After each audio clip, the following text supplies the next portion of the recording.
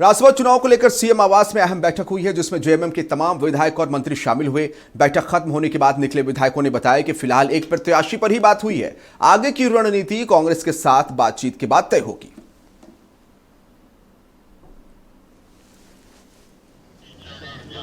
नेता और वो पहले मंत्री भी रह चुके हैं, पार्टी के उपाध्यक्ष हैं और एससी कम्युनिटी से भी हैं और सभी लोग सर्वसम्मति से उनके चुनाव पर सबने अपनी खुशी जाहिर की है। आज जो विधायक दल की मीटिंग हुई, हमारे मंत्रीगण भी थे, सांसदगण भी थे, तो माननीय मुख्यमंत्री जी और सबकी अच्छी बैठक हुई। सबों ने सहमति जताई है और तभी उनका चयन भी हुआ है।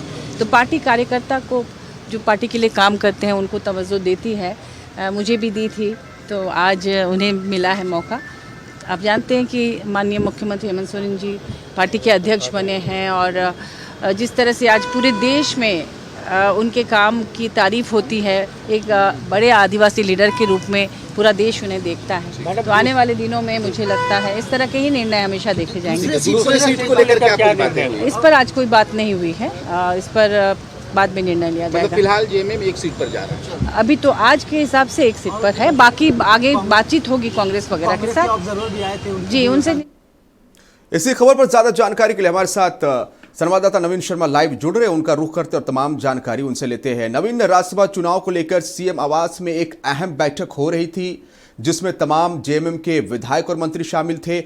बैठक में क्या कुछ निकलकर सामने आया है? मुक्ति मोर्चा के 3400 विधायक कह सकते हैं इस बैठक में शामिल थे। उन्हीं 34 विधायक में मंत्री जो हैं वो मंत्री भी थे। इसके अलावा जो राज्यसभा सांसद हैं तमाम लोग शामिल हुए। जाहिर तौर पर महत्वपूर्ण दिन था, लगभग 4 घंटे तक ये बैठक चली। बैठक में एक बात स्पष्ट हुआ, जब तमाम मंत्री बाहर निकले तो उन्होंने ये कहा कि एक ही प्रत्याशी को लेकर के फिलहाल बातचीत हुई है। जहां तक दूसरे प्रत्याशी की बात है तो ये अंतिम फैसला मुख्यमंत्री हेमंत सोरेन जी को लेना है, अभी इंतजार करने की आवश्यकता है। यानी कुल मिला के ये कह सकते हैं, जिस तरीके से कल झारखंड मुक्ति मोर्चा ने झारखंड की सियासत में इस खबर को हाइक दी कि वो दोनों ही सीटों पर उम्मीदवार देंगे, लेकिन इस बीच आज 1:30 बजे के आसपास झारखंड मुक्ति मोर्चा ने औपचारिक रूप से बैद्यनाथ नाम का ऐलान कर दिया। उसके बाद पार्टी की तरफ से बैठक का आयोजन किया गया था मुख्यमंत्री आवास पर।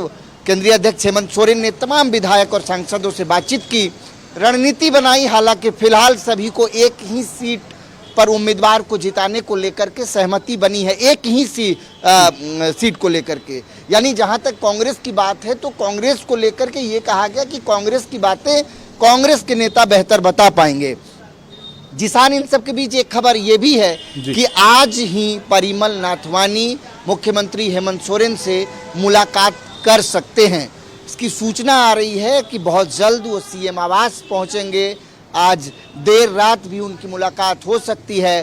परिमल नाथवानी ने पर्चा भी खरीदा है निर्दलीय उम्मीदवार के तौर पर। जाहिर तौर पर उनके पर्चा खरीदने के बाद से जो राजनीतिक गुणागणित है, जो समीकरण है राज्यसभा चुनाव को लेकर झारखंड में, उसमें पेंच फंसता हुआ दिख रहा है। कुल मिलाकर झारखंड मुक्ति मोर्चा के पास स्पष्ट बहुमत सिर्फ एक प्रत्याशी के लिए है, जो बैजनाथ राम के नाम पर हो जाएगा। और इसके बाद जो कांग्रेस है या फिर बीजेपी या फिर नाथवानी ही मैदान में होंगे, तो कहीं ना कहीं अन्य जो पार्टी है उनके ऊपर निर्भर होंगे। तो बहुत महत्वपूर्ण है और दिलचस्प भी है झारखंड का ये राज्यसभा चुनाव। 8 तारीख को नॉमिनेशन का आखिरी दिन है। अभी तक 6 लोगों ने पर्चा खरीद लिया है। जाहिर तौर पर देखना बहुत महत्वपूर्ण होगा। आज अगर नाथवानी और हेमंत सोरेन के बीच अगर मुलाकात होती है तो इस मुलाकात के मायने आप खुद क्या गुंजाइश तो बाकी है? चूंकि बैठक को आप कवर कर रहे हैं, क्या गुंजाइश बाकी है? ये जो दूसरी सीट वाली बात है, जब कल हलचल मच गई थी, पार्टी के प्रवक्ता जेएमएम के प्रवक्ता ने ये बातें कही थी। हालांकि ये फैसला, आखिरी फैसला मुख्यमंत्री को लेना है। क्या संभावनाएं आपको लग रही है? देखिए, कुल मिलाकर के ये बात जो है बहुत कॉमन है। किसी ने इनकार नहीं किया, इस बात को दरकिनार भी नहीं किया कि दूसरा प्रत्याशी नहीं दिया जाएगा। ये कहा गया कि मुख्यमंत्री तय करेंगे। फिलहाल एक प्रत्याशी को लेकर के रणनीति बनाई गई और हमें बताया गया इनको जिताना है। इसके अलावा जो दूसरा प्रत्याशी का बातचीत है वो हेमंत सोरेन और कांग्रेस के बीच की बातचीत है। गठबंधन दलों में क्या कुछ बातचीत हुई है। कांग्रेस हालांकि यहाँ से कॉन्फिडेंस होकर के कांग्रेस के लीडर यहाँ से निकले हैं, लेकिन वो कॉन्फिडेंस चुनाव के दरमियान कितना दिखेगा ये है जिसान कि झारखंड का जो राज्यसभा चुनाव है इसमें गणित जो है वो गणित कहीं ना कहीं उसमें पेच फंसता हुआ दिख रहा है। एक क्लियर मेजोरिटी के साथ जा सकता है राज्यसभा, उसके बाद जितने प्रत्याशी होंगे वो कहीं ना कहीं एक दूसरे के दम पर जा सकते हैं। तो वो जो समीकरण है कौन साध पाएगा ये देख। मैं बार बार जिस बात का जिक्र कर रहा हूँ कि नाथवानी ने भी पर्चा खरीदा है, तो वो कच्चे खिलाड़ी नहीं है। आपको पता है कि इसके पहले 2 बार राज्यसभा झारखंड से वो जा चुके हैं। ऐसा नहीं है कि बीजेपी से गए हैं, जेएमएम से भी गए हैं, बीजेपी से भी गए हैं। तो इंटरेस्टिंग है कि नाथवानी का एंगल कि नाथवानी आ रहे हैं। उधर गौरव वल्लभ के बारे में बातचीत हो रही है कि हालांकि औपचारिक ऐलान बीजेपी के तरफ से नहीं हुआ है, लेकिन कहा जा रहा है उन्होंने भी पर्चा खरीदा है, वो बीजेपी के प्रत्याशी होंगे। वो कुल मिलाकर देखना बहुत महत्वपूर्ण होगा। एक तरफ प्रणब झा कह सकते हैं कि पवन खेड़ा कांग्रेस की साख दाव पर है, दूसरी तरफ बीजेपी दमखम दिखा रही है, बिना संख्या बल के वो एक प्रत्याशी को जिता ले जाएंगे। दिलचस्प है। निश्चित तौर पर पर्चा दाखिल करने का आखिरी दिन तक ये राज्यसभा चुनाव झारखंड के लिए कई मायनों में खास है और आगे आने वाले दिनों में देखना पड़ेगा कि क्या कुछ स्टेप पार्टी की तरफ से उठाया जाता है। फिलहाल एक नाम की घोषणा जिस पर सर्वसम्मति से पार्टी के जो विधायक है और मंत्री है उन्होंने सहमति जताई है। बैठक खत्म हो चुकी है। पूरी जानकारी दे रहे थे नवीन। तमाम जानकारी के लिए बहुत शुक्रिया आपका नवीन।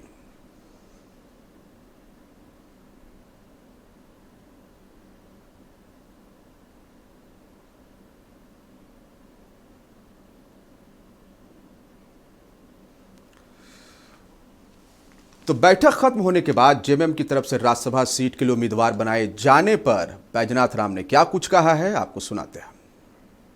करता हूं माननीय मुख्यमंत्री के प्रति कि उन्होंने मेरे ऊपर आस्था व्यक्त किया, विश्वास व्यक्त किया है। ये बड़ी बात है मेरे लिए।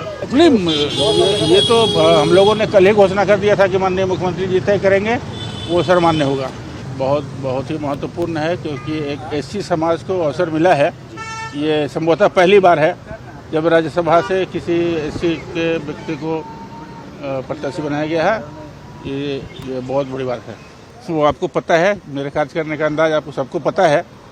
पहले भी मंत्री के रूप में काम किया हूँ झारखंड में, और जो समस्या है उनका समाधान कैसे हो इस पर गंभीरतापूर्वक काम किया जाएगा।